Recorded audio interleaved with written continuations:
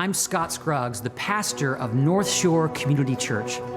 Over 50 years ago, 23 men and women gathered together in a garage right here in Kirkland, Washington, to start a new church.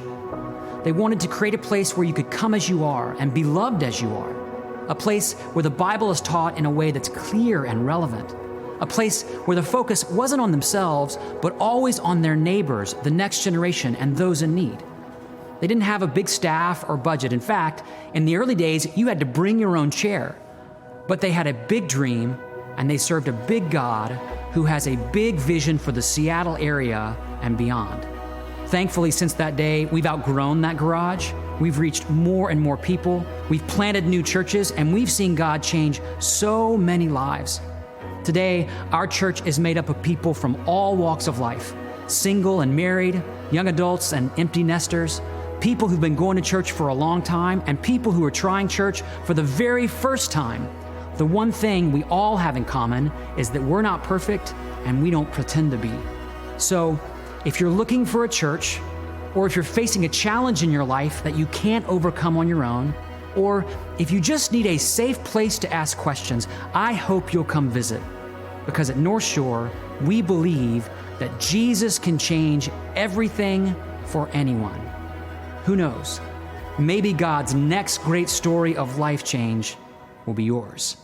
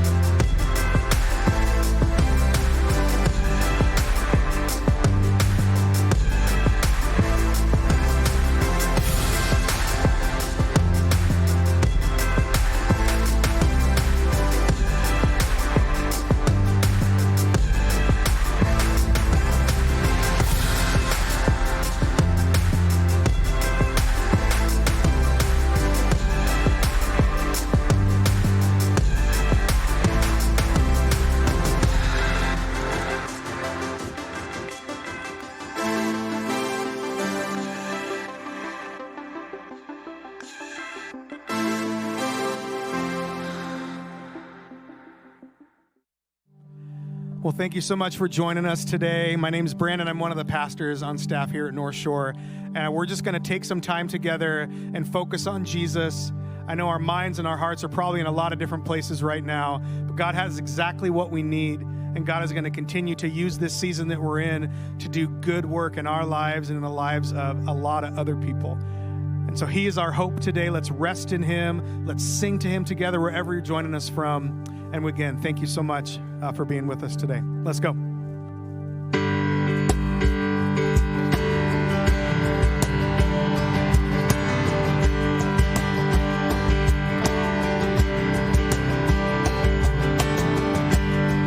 Now the darkness fades into new beginnings as we lift our eyes to a hope beyond. All creation waits with an expectation to declare the reign of the Lord our God. Yeah, we will not be moved when the earth gives way, for there is what is overcome. And for every fear, there's an empty grave, for there is what is overcome. Now the silence breaks in the name of Jesus, as the heavens cry, let the earth respond. All creation shouts with a voice of triumph to declare the reign of the Lord our God. Let's sing together. We will not be moved when the earth gives way, for there is what is overcome. And for every fear, there's an empty grave, for there is what is overcome. Oh.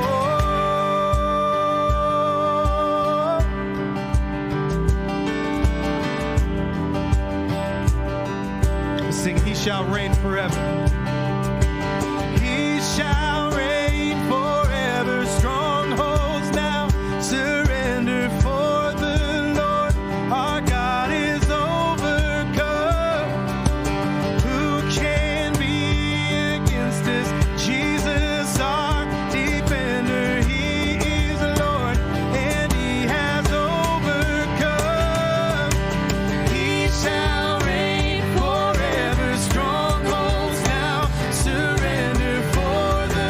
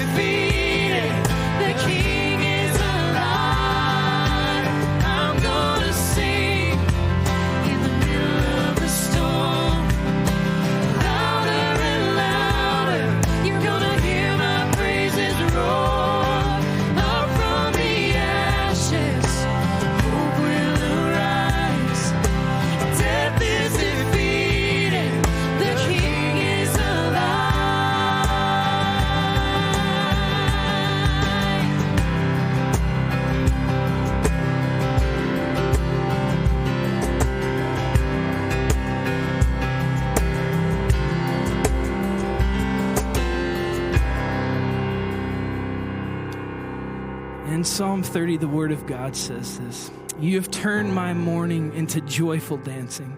You have taken away my clothes of mourning and clothed me with joy, that I might sing praises to you and not be silent. O Lord, my God, I will give thanks to you forever." Today, God wants to turn your mourning into dancing. And I don't know where you are right now or what you're going through, but I can guarantee that if you press into God, He will press into you. And sometimes it's hard to see beyond our circumstances. So I want us to take a few moments and just ask God for His peace, for what we need as well. So let's take a few moments in your home, wherever you are, and just talk to God. Spend some time with Him today.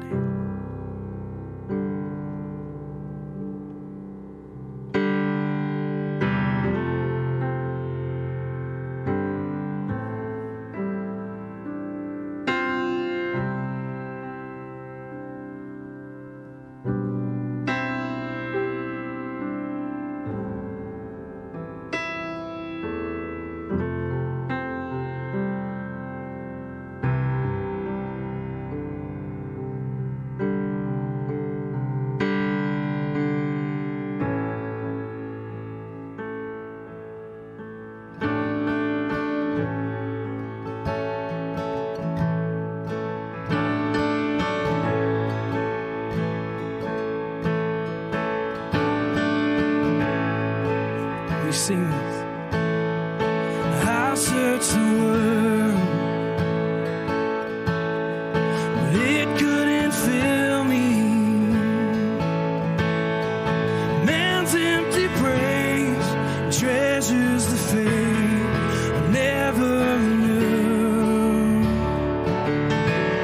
Then you came along, put me back together.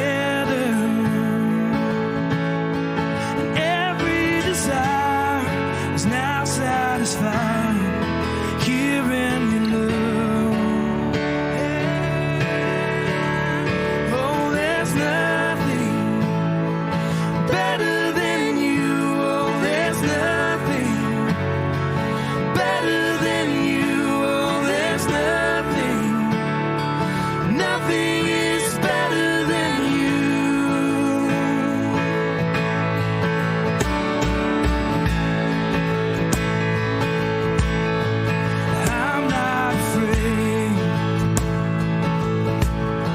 Show you my weakness,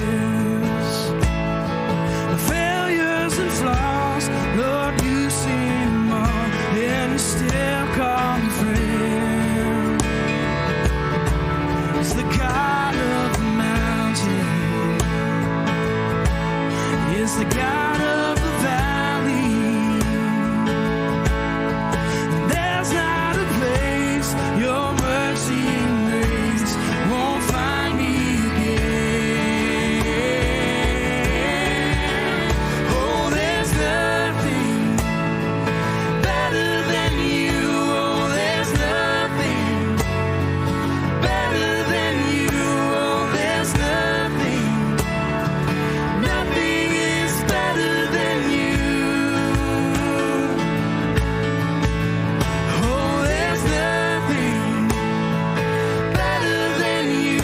Oh, there's nothing better than you. Oh, there's nothing is better than you.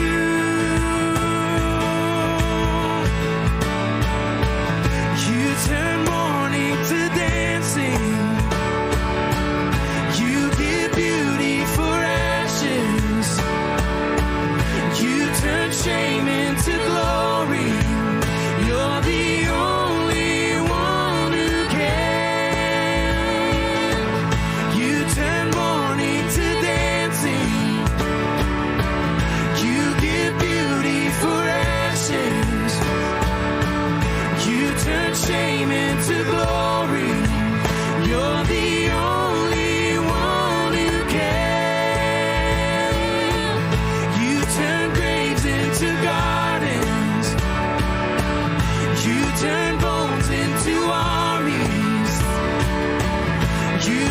seas into highways.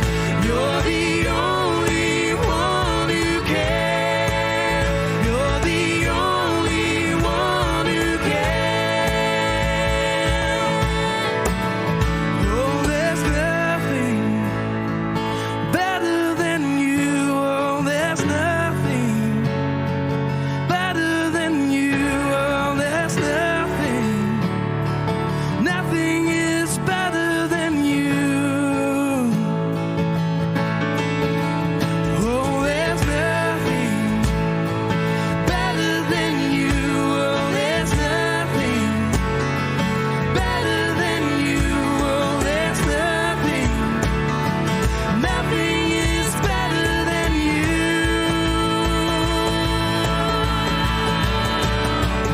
You turn graves into gardens. You turn bones into armies. You turn seas into highways. You're the only one who can. You turn graves into gardens. You turn bones into armies. You turn seas into highways. You're the only one who can. You're the only one who can. You're the only one who can.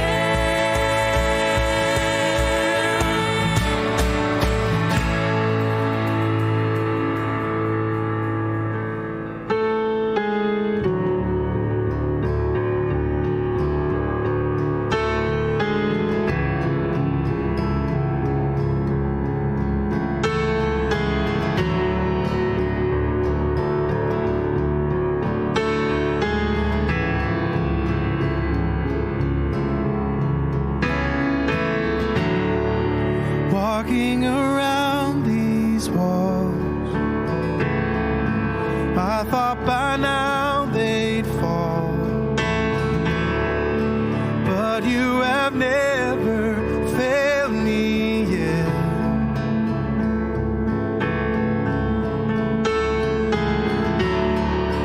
Waiting for change to come, knowing the battle's won,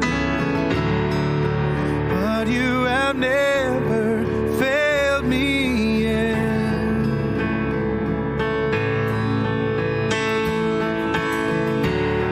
The promise still stands. Great is your faithfulness, faithfulness.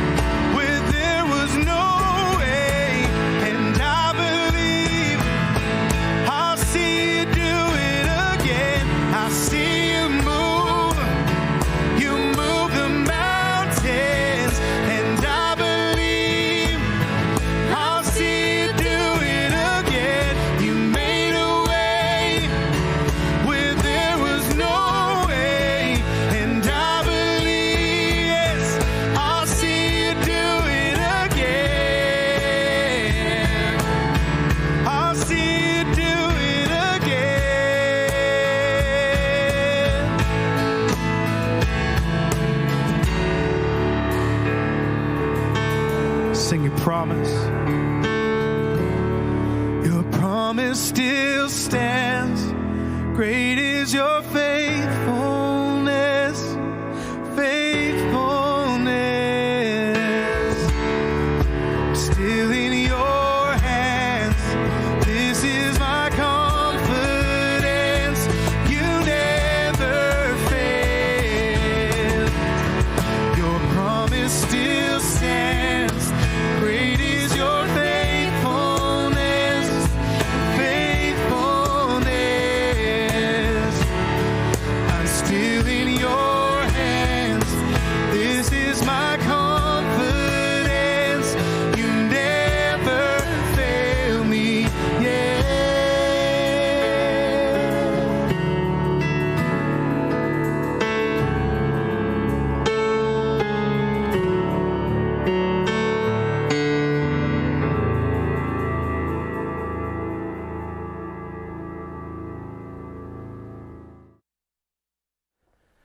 Well, thank you again for being with us today online. I'm Jonathan Wolfgang. I'm part of the team here, and we are so glad to have you here with us to spend part of your day in this important way. You know, it's been overwhelming to see the number of people who've been engaging and participating in some of these online experiences that we've been offering. And we've been hearing so many stories about how people are connecting, how they're engaging. I mean, what an incredible gift it is to have the technology that we have. And we are so glad that you're here with us. Just this last week, I heard a story about a woman who's part of Northshore who has an older friend who doesn't have access to some of the technology that many of us have become so accustomed to and even dependent on during this season. And so each day, when at 9:30 a.m. one of our staff goes on and does the morning devotional at 9:30 on Facebook Live, or each Sunday when we stream our services, this woman's been calling her older friend and putting it on speakerphone so that they can participate and listen together. And she wrote to let us know how much that's meant to her and to her friend, to be able to find encouragement and strength at a challenging season like this. You know, in the middle of all this, that is good stuff. And we love hearing those kinds of stories. And here's the reality. The reason those things are happening is because so many of you have been so incredibly generous as part of this church. You know, it's as hard as it is to not be able to come together physically. Giving is one of those ways that we can continue to unite. We sort of lock arms to do more together than any of us could ever do on our own. And that giving is making a huge difference. It's positioning us to be able to continue to respond to the needs that we see coming in, and those needs are climbing. Folks are reaching out, asking for help in a variety of different ways. And when you give, you help meet those needs. And let me just say, if you right now are facing some kind of a need, please don't be shy. Give us a call at 425-216-4433. Again, 425-216-4433. You can leave a prayer request on that voicemail or let us know about some need we may be able to help with. But by us being generous, we're able to meet those needs. And it also helps us as a church stay on good, solid financial footing so that when we get out of this, and friends, we will get out of this, we're able to continue to make the kind of impact that God has been making through this church for now more than 50 years. So thank you for being generous. On your screen right now, there are some ways that you can give. Follow those links. And thank you for partnering in this extraordinary season in such a meaningful way. Well, today, I'm so glad you're with us because we're kicking off a brand new series that I think is so important for our time. The series is called Unshakable. And in just a second, Scott's going to come and kick off that series for us all together. So thanks for being with us. We're glad you're here.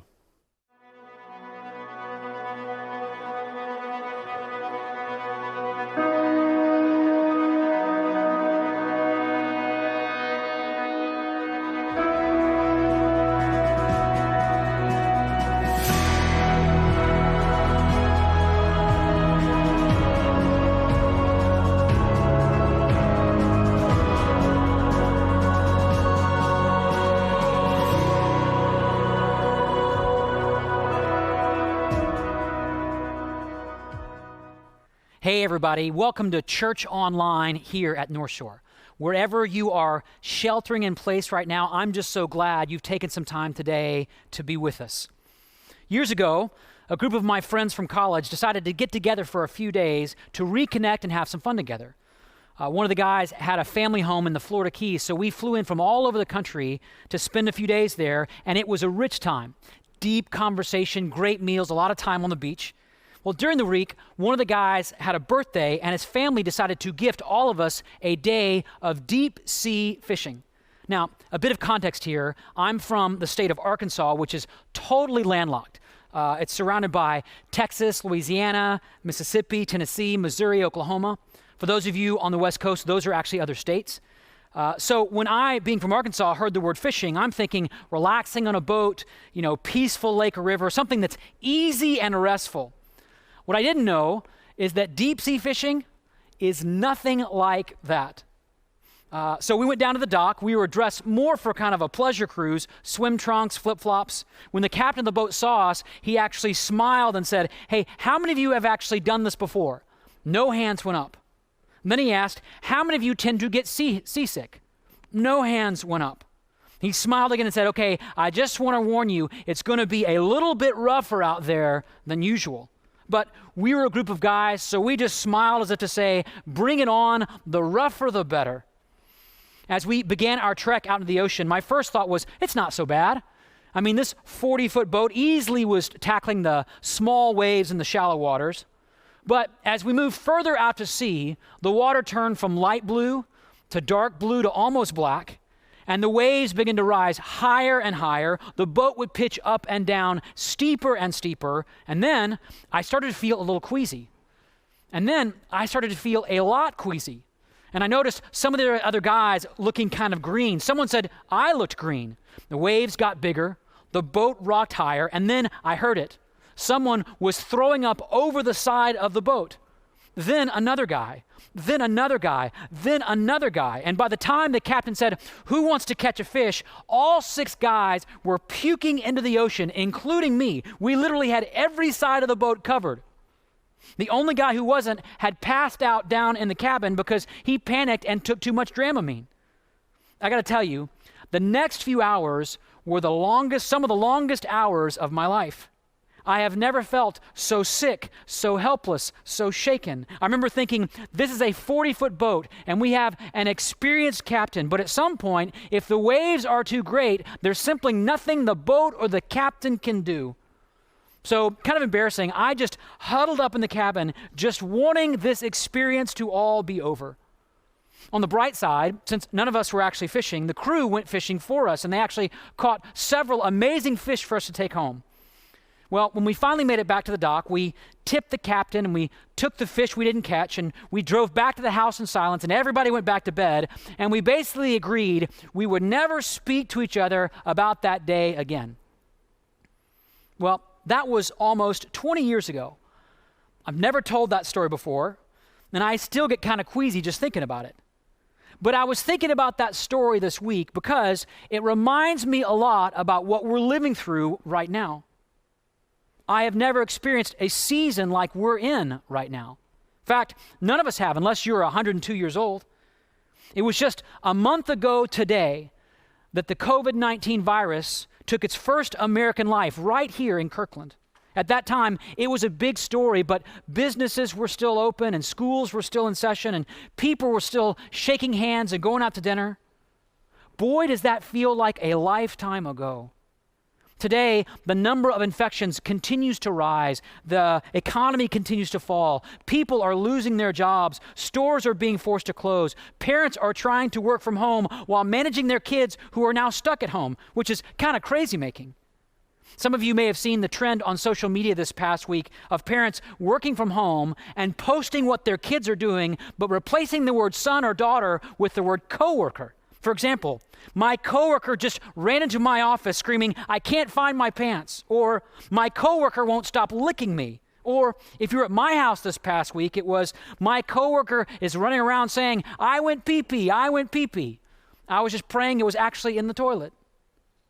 You see, everything has changed. Even knowing how to say hello to someone in this kind of new day feels so different because it sounds almost out of touch to say, "Hey, how's it going?" Because how do you think it's going? when I look at what's happening around, it feels like the storm is just getting greater, the waves are just getting higher, and it's so easy to feel shaken and helpless, out of control.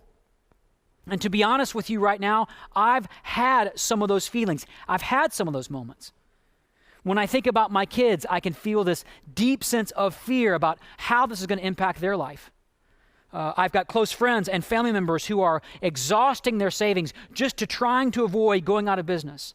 And I'm hearing more and more stories in our community about people who are getting sick. You know, it's one thing to struggle to stay healthy. It's a whole nother deal when someone you love is sick. I've been thinking about it this way. For years, I've been trying to drive the little boat that is my life, trying to improve my skills as my own personal captain, and trying to improve the security of my little boat. Good investments, healthy savings, the right insurance. Because the formula we all tend to live by is the better I can pilot my boat or shore up my life, the more secure I will be. That's what drives the way we live. It drives the way we work. It drives the way we store up our resources. That's what drives people to make run on grocery stores. If I just have all the toilet paper, my boat will survive the storm. But here's the problem. And I think this is part of what God is helping all of us come to see, including me, that no matter how well you captain your boat, no matter how sturdy the hull may be, at some point, if the waves are too great, there's simply nothing the boat or the captain can do. So, question for each of you. How's it going in your little boat? Maybe you're feeling shaken. Maybe you're feeling overwhelmed. Maybe you can't stop reading the headlines or following the markets. Maybe fear has taken a grip inside your heart and it won't let go. Maybe you're still trying to cling to that sense of control. You know, if I just stock up the right groceries, if I just sell the right part of my portfolio, I can stay on top of this. You know, one of the things you see the virus doing in our world right now, it's shattering the idol that's so long been at the center of American life, the idol of control. That being a really smart captain or having a well-secured boat means you can somehow control the waves. But here's the thing. You can't. And I can't. There's an old psalm in the Bible that puts it this way. The writer says, "Who stills the roaring of the seas, the roaring of the waves, and the tumult of the peoples?" Well, I can't. And you can't. And here's the thing.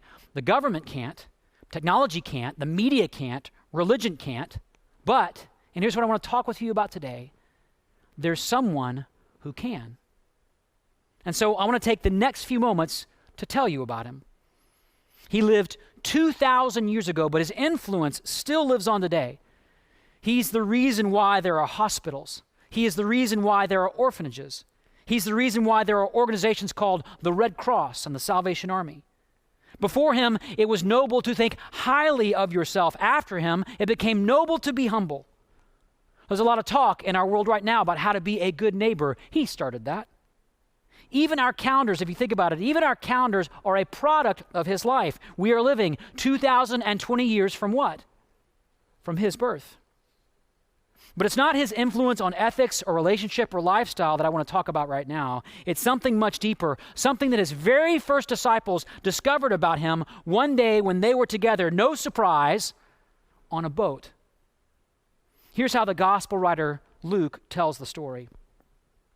He writes, "One day Jesus said to his disciples, let us go over to the other side of the lake." So they got into a boat and set out. As they sailed, Jesus fell into a deep sleep. He fell asleep. At the time, a squall came down on the lake so that the boat was being swamped, and they were in great danger. Now pause here for just a moment. There's no doubt at this point the disciples are feeling a number of really intense emotion. Wouldn't you be? But one of the emotions I know they were feeling was frustration with Jesus. I mean, think about it. It was his idea to cross the lake. And now they're in this massive storm. Their lives are in danger. I mean, it's one thing for them to give up their occupations for him. It's one thing to face persecution or rejection for him. But this is now a matter of life and death. They left everything so they could change the world with him. And now, before they've done anything, they're about to lose everything, including their lives. I think I'd be quite frustrated in that moment. And it's moments like these that I like to call God, why moments.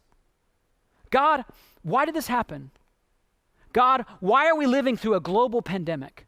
God, why is my marriage on the rocks? God, why am I feeling so alone? God, why didn't you protect my loved one? God, why didn't you save my business? God, why did this happen? Question for you right now. Have you ever had a God, why moment? A very dear friend of mine who serves on staff here at Northshore has a daughter that's in quarantine in a hospital with pneumonia-like symptoms. And to add insult to injury, her daughter's company called while she was in the hospital to tell her that she was now out of a job. My friend is a person of great faith, loves God, but she can't get to her daughter. She can't really help her daughter. She can't trade places with her daughter, which she would love to do. And when we were talking, it's like we were both silently saying, God, why? That's part of what the disciples who were in the boat in the middle of that storm are thinking. God, why did you bring us out here? God, why are we in this storm? But even more troubling at this point in the story is what Jesus is doing. Remember the detail? He's asleep. He's back in the stern, snoring away. I mean, did he panic and take too much Dramamine? You know, it's interesting. Scholars have long debated the meaning of this kind of untimely slumber. My view is that Jesus is actually really, really tired. I mean, think about it. He'd been healing and teaching and traveling from place to place, followed by great crowds of people who are asking for all sorts of things from him. And he's tired. And here's the deal. Tired people can sleep through a lot. Trust me, I have a newborn at home. I might fall asleep during the middle of this message. The point is not that he was asleep. The point is that he was still present. He was right there in the boat, waiting to be called upon, waiting to be sought after. Now, sometimes I like to think about how long it actually took the disciples to go out and get help, to ask him for help. Remember, some of these disciples were professional fishermen, which means the boat was their turf. It was where they were most comfortable. It was where they felt most competent, most in control. You know, maybe Jesus went to sleep that day because every other time they got in that boat, the disciples made it clear, hey, we got this. This is our thing.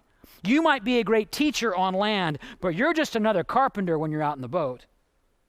Until there's a moment in life, and we're living through one right now, where it starts to get real clear, we don't got this.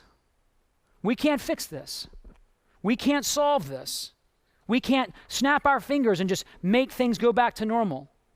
You know, right now, every day when you read the news, the waves are just getting higher and higher and higher. And at some point, and maybe this is the moment you're in right now, at some point, we all realize, I can't control this. I can't manage this. I'm at the end of my rope. And that's when the disciples make a really important decision. They stop trying to steer the boat. They stop pretending they've got this. The waves are too great. All they can do is now go to Jesus. Luke writes, the disciples went and woke him saying, Master, Master, we are going to drown.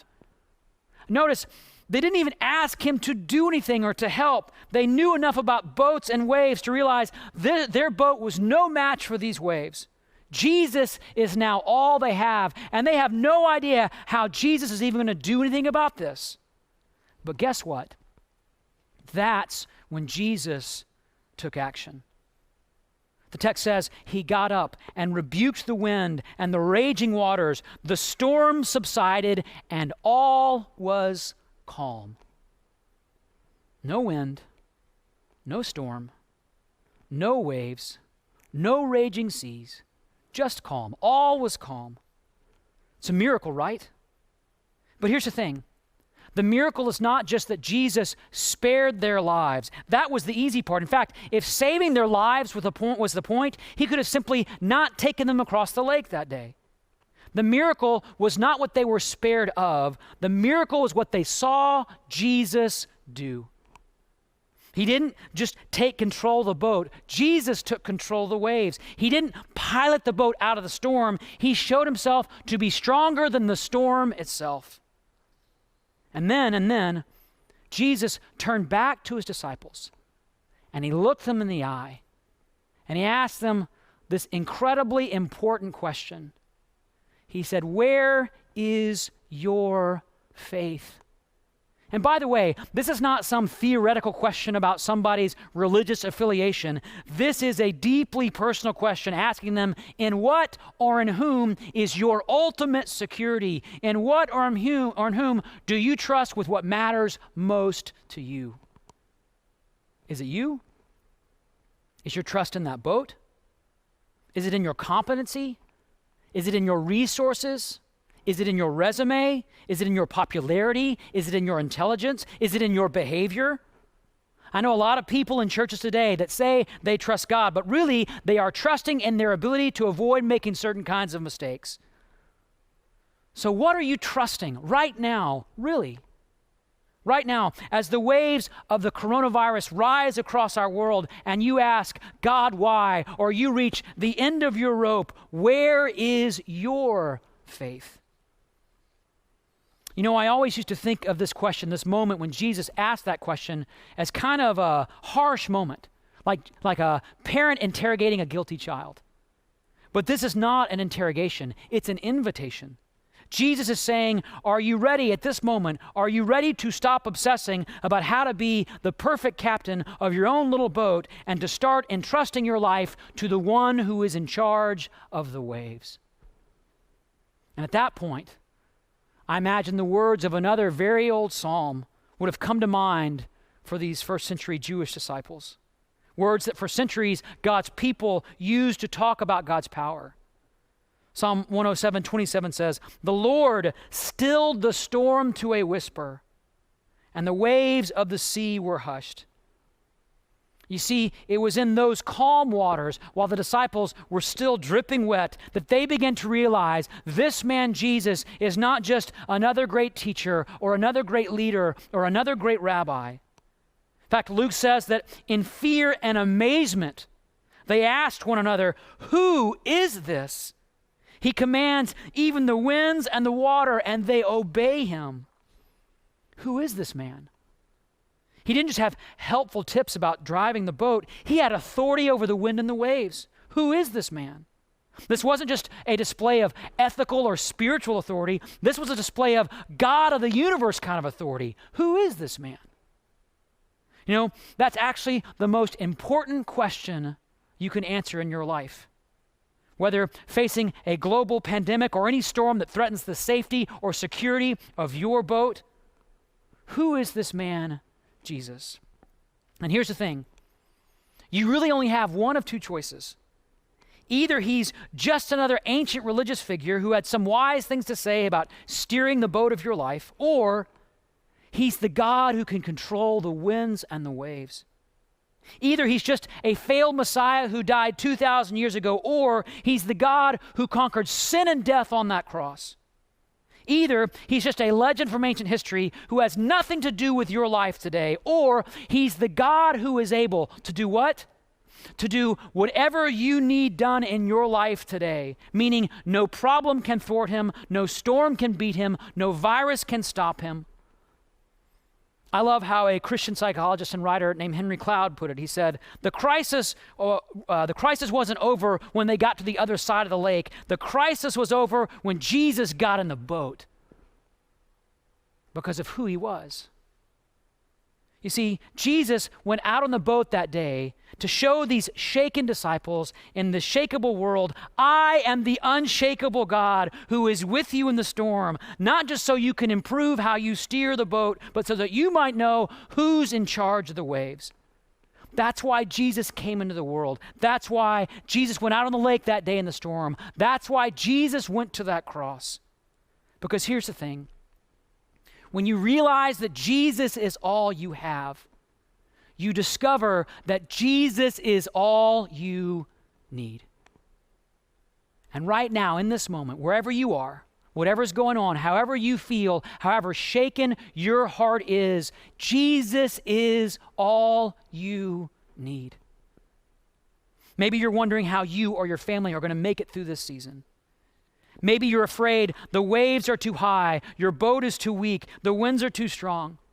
Maybe you're just now waking up to the fact that no matter how much you have or make or do or accomplish, at some point, if the waves are too great, there's simply nothing the boat or the captain can do.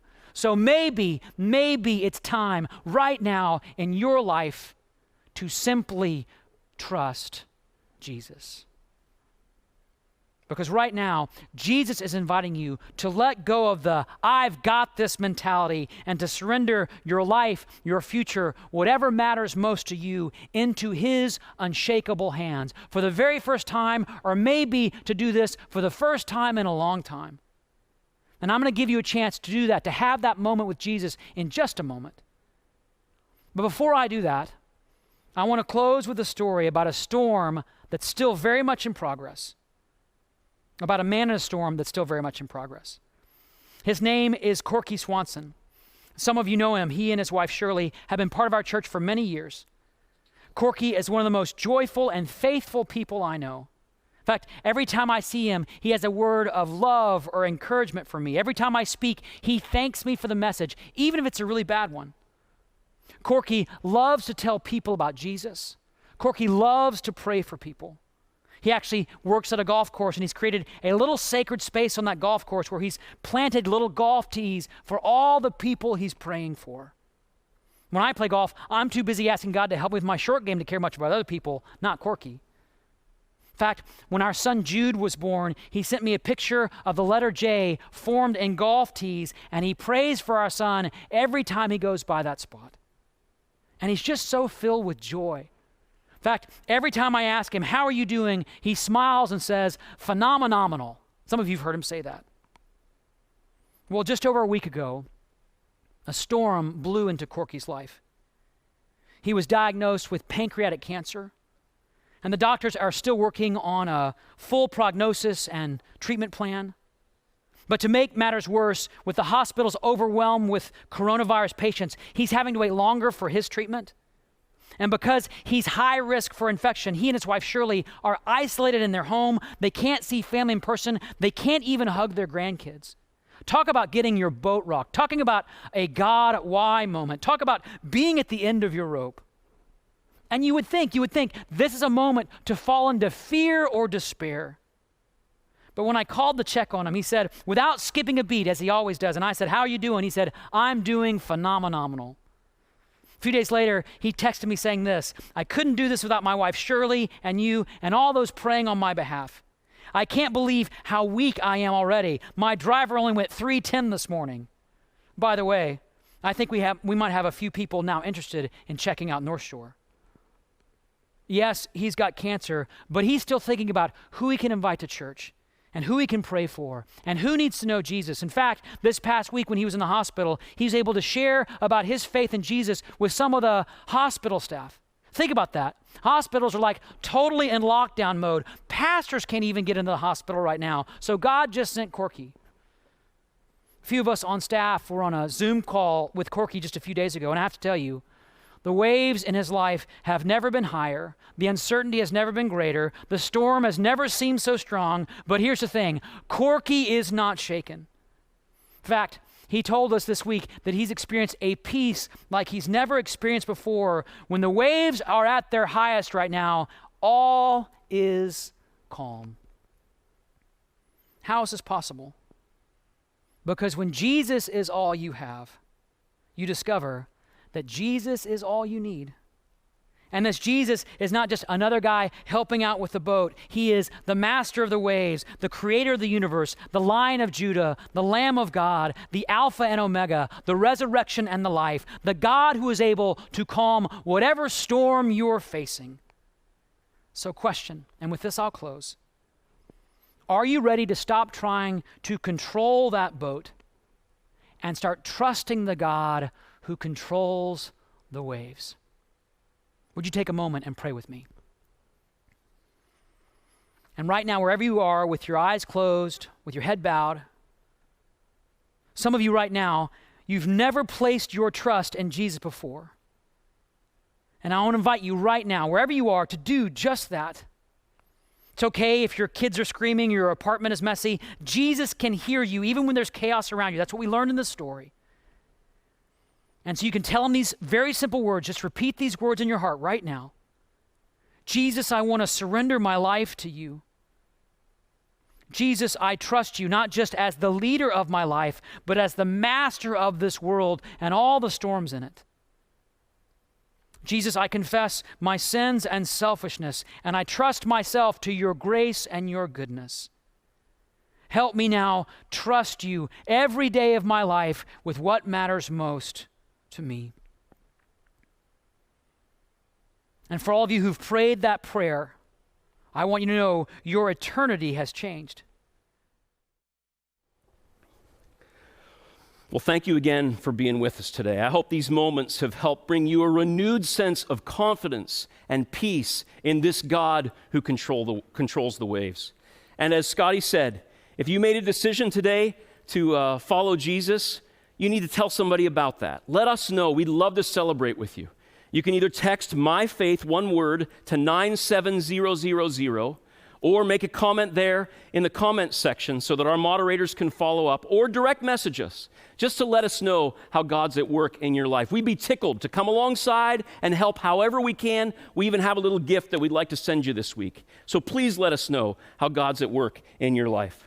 Now, as hard as it is to believe, 2 weeks from today is Easter. And we are so excited to celebrate together in this very unusual season. It looks unlikely we're going to be able to gather as we have in the past, but this is one thing we are going to do. We are going to celebrate what happened that very first Easter and the way that miraculous day is still giving us hope in our world at this moment. And I hope you're already thinking about who you might want to invite virtually to be part of that experience. Keep an eye on our Facebook page and our website this week for new tools to invite your friends that I hope you'll take advantage of. One thing's for sure, this will be unlike any Easter any of us have ever experienced in our lives. And yet that doesn't change the fact that we can celebrate the miraculous new life we can have because of Jesus. This God who is unshakable. Now, one last thing. If you haven't been to our website lately, I hope you'll stop by because there's a whole new set of resources that I think you'll find valuable during this season. And of course, go over to together4.com for a whole list of ways you can serve and we can be together for our neighbors and those in need during this time. So we love you guys and we're so grateful that you've been with us. And I want to leave you with the encouragement that I've been given myself and to so many of my friends through this season. Keep the faith and carry on. I hope you'll do that this week, and we'll look forward to seeing you soon.